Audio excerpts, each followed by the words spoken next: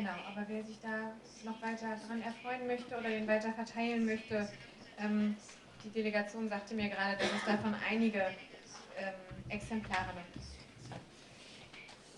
Jetzt können wir einmal noch einen Vortrag hören von Alexis Mangala Ngongo, als Delegierter der Delegation aus dem Kongo,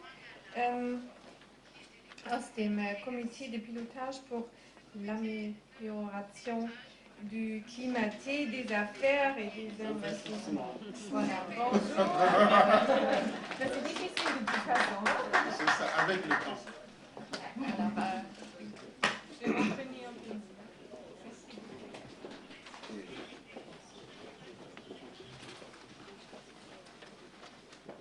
Bonjour à tous. Excellence, Monsieur le ministre, distingués participants en vos titres de qualité. Je vais très rapidement vous parler de l'amélioration du climat des affaires en RDC. Le climat des affaires est indispensable pour permettre au secteur privé justement d'investir dans le secteur productif. Alors, nous allons très rapidement suivre ce plan, donc une petite introduction. Quelles sont les réformes qui ont été mises en œuvre? Le Doing Business, quelles sont les réformes engagées dans ce cadre-là? Le Doing Business, c'est le référentiel en matière de climat des affaires. Au-delà des indicateurs du Doing Business, quelles sont les autres réformes qui sont en cours? Les facteurs de réussite du processus, et nous terminons par une petite conclusion. Depuis quelques années, la République démocratique du Congo travaille à l'amélioration de son environnement des affaires.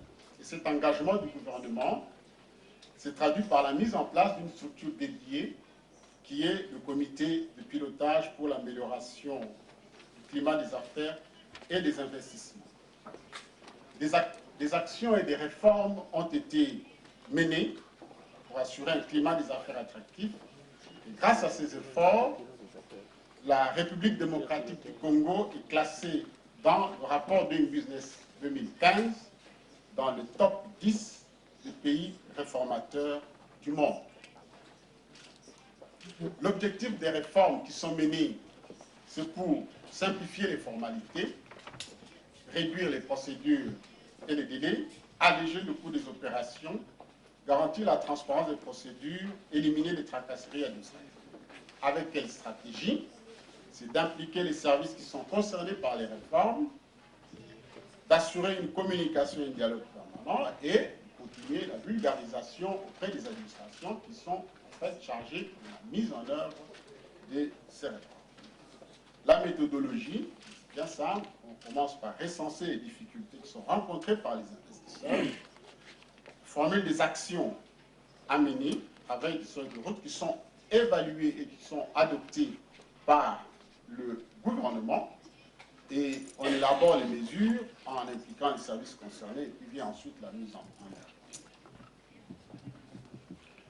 Le CPCAI, donc, c'est une réforme clé qui traduit la volonté du gouvernement d'assainir l'environnement des affaires avec pour mission d'identifier les obstacles, définir la politique d'amélioration du climat des affaires, de faire accélérer la mise en place des réformes, de proposer au gouvernement des mesures spécifiques et d'assurer le suivi de ces mesures sur terrain.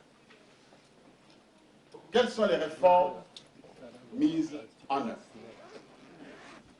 D'abord, la promulgation d'un certain nombre de codes, qui sont le code des investissements, le code minier, le code forestier, le code du travail et le code de douane qui intègre les meilleures pratiques en matière de facilitation des importations et des exportations contenues dans l'accord de Kyoto. Il y a la mise en place d'un certain nombre de lois, notamment la taxe sur la valeur ajoutée et de la loi relative au marché public. la création de l'Agence nationale pour la promotion des investissements, la mise en place de l'initiative pour la transparence dans les industries extractives, la mise en place du CPCAI et la mise en place du guichet unique de création d'entreprises, nous le verrons un peu plus loin, qui permet la création d'une entreprise en RDC en 3 procédures, 3 jours maximum et pour un coût ne dépassant pas 120 $ américains. Et l'adhésion à l'OADA, qui est entrée en vigueur depuis 2012 et qui offre plusieurs avantages. Les réformes. Qu'est-ce qui se passe là? Donc l'OADA qui apporte comme avantage notamment la sécurité juridique et judiciaire des investissements. Parce que avec l'OADA, la République démocratique du Congo dispose d'une législation moderne, des textes modernes en droit des affaires, et il permet, ça c'est la sécurité juridique, parce que c'est des normes élaborées dans un cadre communautaire qui implique 17 États, donc ils ne sont pas sujets à modification, avec certaines prévisibilités statutoires.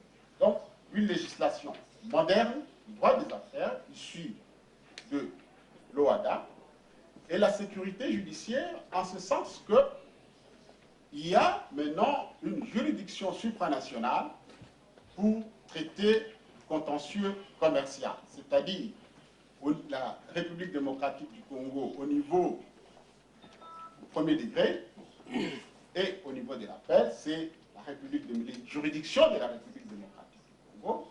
Et s'il faut aller en cassation, intervient une juridiction supranationale qui est à Abidjan et qui s'appelle la Cour commune de justice et d'arbitrage. Donc, il y a un renforcement de la sécurité juridique, judiciaire des investissements, la promotion de l'arbitrage, ce pouvoir OADA, l'arbitrage étant la justice par excellence pour le contentieux commercial, l'élargissement de l'éventail des sociétés commerciales, l'extension des sûretés fiables, l'adoption du statut d'entrepreneur et la mise en place de procédures de faillite qui privilégient le redressement. Quelles sont les réformes engagées dans le cadre du Doing Business? Alors, depuis 2012, la République démocratique du Congo a adopté une feuille de route qui est pilotée par indicateur. Et les réformes essentielles dont je vais vous parler ici, c'est sur la création des entreprises. Donc, il y a la mise en place d'un guichet unique de création d'entreprises avec regroupement des procédures, un formulaire unique, un paiement unique. On a supprimé l'exigence du capital minimum pour ceux qui créent des sociétés par action, des sociétés à responsabilité limitée. On a simplifié les preuves de libération du capital, l'authentification des statuts et toutes les formalités, comme je l'ai dit précédemment, s'accomplissent au sein du guichet unique en 3 jours et pour un coût de 120 $. Sur le permis de construire, qui est un indicateur INS, il y a adoption d'un nouveau mode de calcul de la taxe de bâtisse qui est basée sur le mètre carré, donc sur la surface, au lieu du pourcentage, comme cela se faisait avant. On a réduit de moitié le taux de permis de construire et le délai de délivrance a été fixé à 30 jours. Il y a des réformes en cours, présentement, qui sont l'informatisation de ce processus de délivrance de l'autorisation de bâtir et l'élaboration d'un code de l'urbanisme qui permettra d'avoir un corps de texte moderne et qui s'applique aux questions de l'urbanisme. Sur les transferts de propriété, donc les mutations immobilières, il y a un affichage obligatoire de frais de procédure et les droits proportionnels payés pour la mutation immobilière ont été ramenés de 6 à 3 %. Comme réforme en cours, il y a la modernisation du cadastre foncier et la révision du code foncier.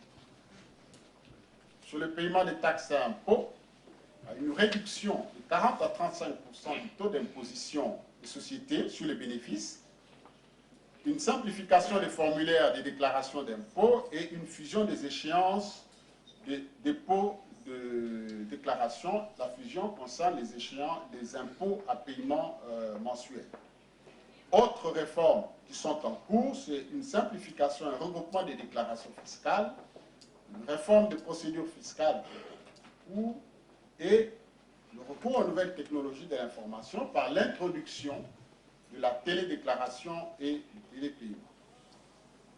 Sur le commerce transfrontalier, il y a une adoption d'un nouveau code de douane, comme je l'ai dit, et actuellement, il y a la mise en place du recours au Sidonia World, ou la douane sans papier, qui a permis d'accélérer les procédures d'importation et d'exportation, et le nombre de documents requis pour les opérations d'import et d'export a été également réduit.